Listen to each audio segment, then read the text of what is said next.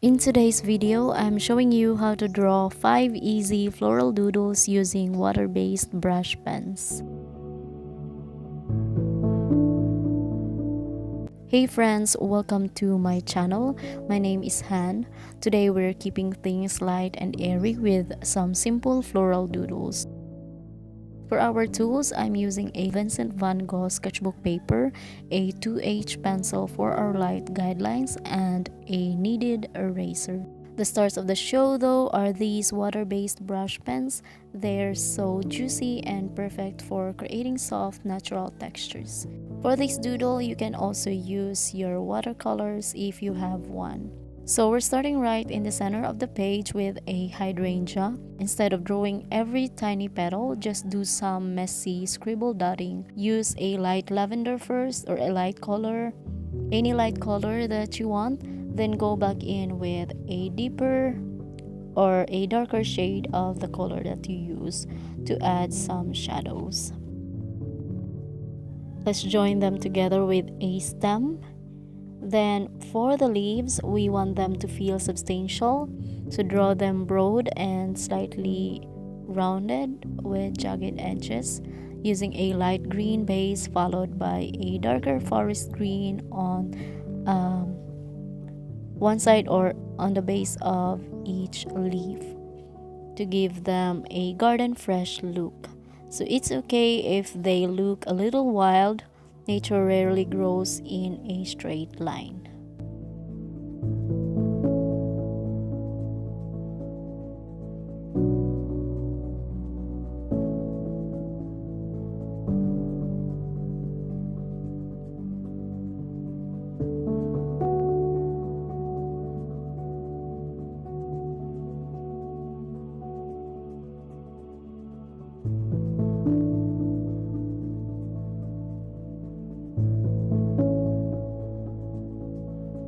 Moving on to the top left, let's tuck in some roses.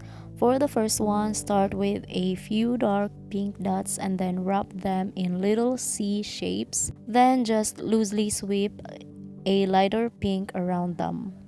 Don't overthink the petals. It's okay to be imperfect. For the second rows, try the reverse. So start with a light pink circle first and drop those dark dots or scribbles in the center.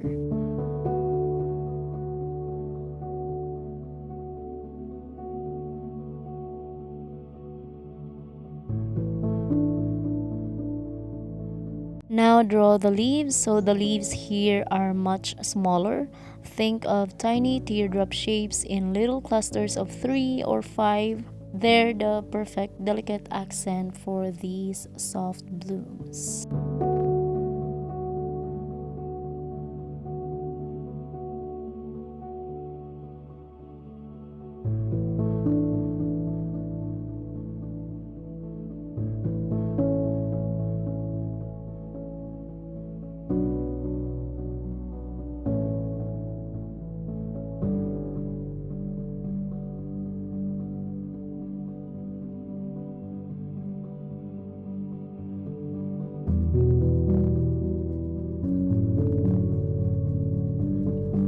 For our third flower, let's do some white daisies. I'm mapping out the guide first, and then we will start with those cheery orange or orange gold stamens in the center.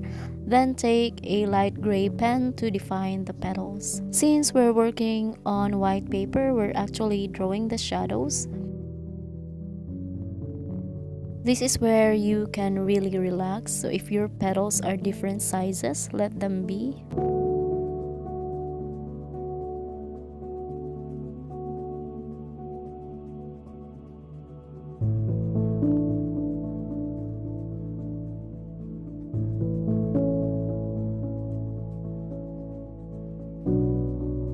Next, I'm using a darker gray just for the tiny creases and outlines of each petals.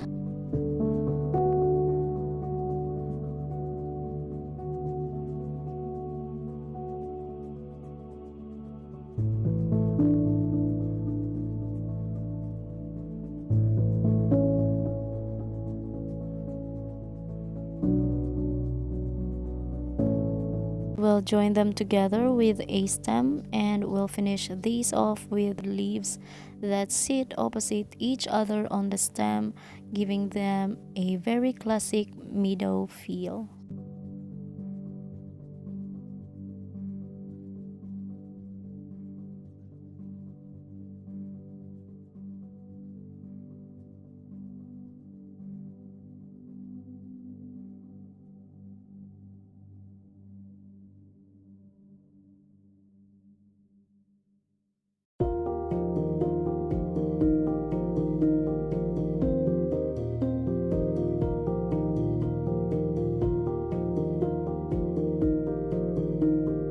Next up are these sunny buttercups. So I've mapped out the branches first using a pencil so that we will know where the flowers will sit.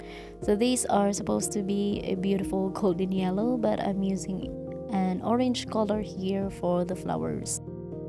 So use just 1 or 2 quick strokes for each of the 5 petals to keep them looking fresh.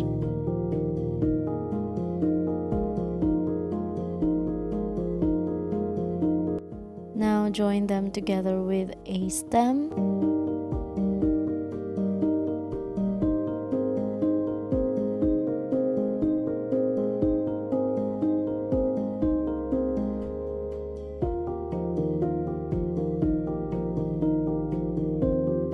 Now let's add a little brown dot for the stamen and a touch of dark orange for shading at the base of each petal.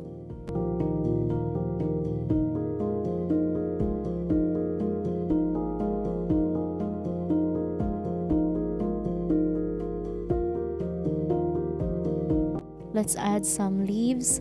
The leaves for these are small and a bit more pointed, branching out to fill in the gaps.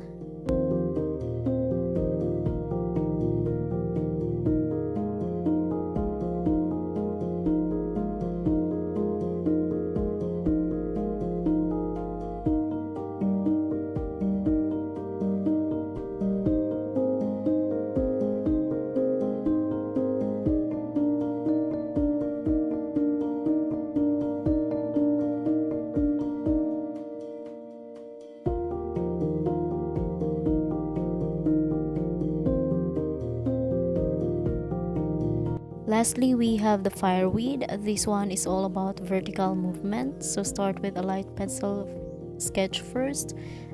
Sketch a long stem and little circles for our little flowers.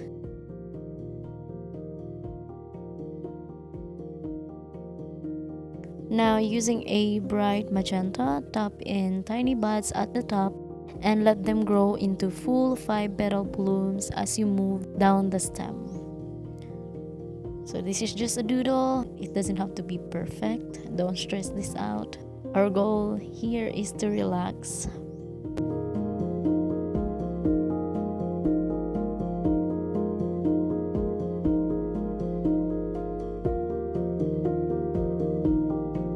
Now let's draw the stem using a dark green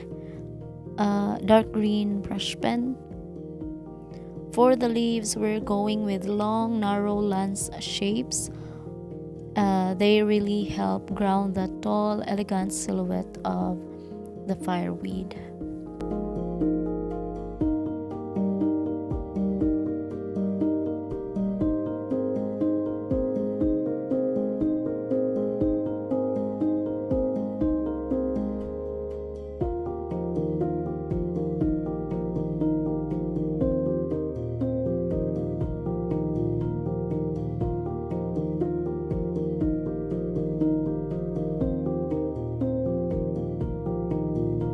Now we will add a little bit of shading on the flowers to add depth and perspective. And just like that, we have a little garden on our page. I hope this reminds you that your sketchbook is a place for play, not just for perfect art.